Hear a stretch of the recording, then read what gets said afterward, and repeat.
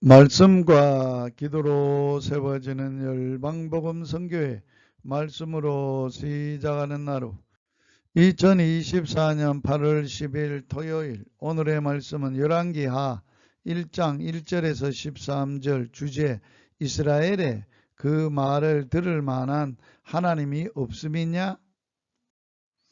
세상에서 어리석은 사람은 하나님 없다고 생각하는 사람입니다. 인류의 하나님 배반은 몰라서가 아니라 고의적인 것입니다. 본문에는 하나님을 고의적으로 배반하고 사는 아하시야와 하나님의 사람 엘리야가 대조되어 기록되어 있습니다. 당신은 아하시야 같은 선지자가 되겠습니까? 엘리야 같은 선지자가 되겠습니까? 하나님을 고의적으로 배반한 아하시야는 하나님을 모르는 사람이 아닙니다. 오늘날에도 하나님을 믿는다고 하면서 실제로 행동하는 것은 아하시야 같은 사람들이 많이 있습니다. 중요한 일을 결정하면서 하나님이나 주님의 종과는 한마디도 상의하지 않고 자기 마음대로 생각하고 행동하는 자들이 바로 오늘날의 아하시야입니다. 부모의 악영향을 물려받은 아하시야 왕, 저가 아하시야 여호와 보시기에 악을 행하여 그의 아비 아왕과 그 길과 그의 어머니 이스벨 길과 이스라엘로 범죄케 하는 느밧의 아들 여로보암의 길로 행하며 부전자잘하는 말이 있듯이 아시아에는 부모의 잘못된 점만 본받았습니다. 문제 청소년은 그 부모가 문제인 경우가 대부분입니다.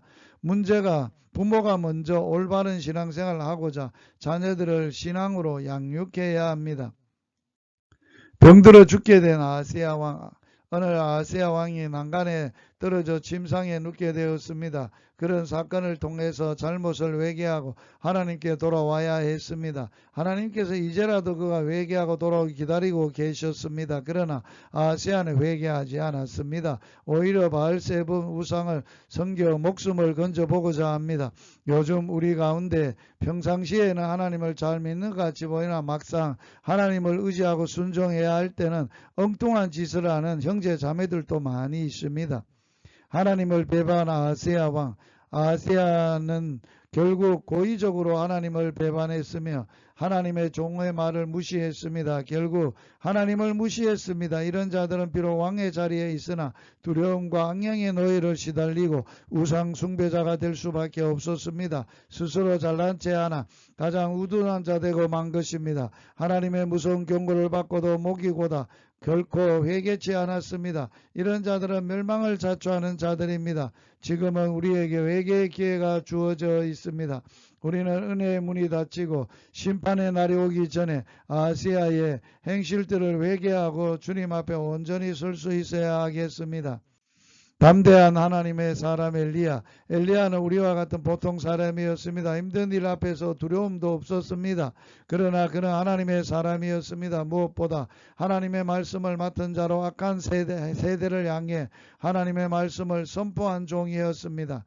엘리야는 나약한 인간에게 불과하지만 하나님의 쓰임받을 때 목숨을 내놓고 하나님의 말씀을 외치는 담대한 신앙인이었습니다. 아하시야에게 하나님의 벌을 받아 반드시 죽을 것이라고도 말할 수 있었습니다. 당신은 하나님의 사람입니까? 하나님의 종입니까? 그렇다면 엘리야와 같은 담대함이 있어야 합니다. 하나님을 믿을 때 담대할 수 있습니다. 말씀으로 기도하기.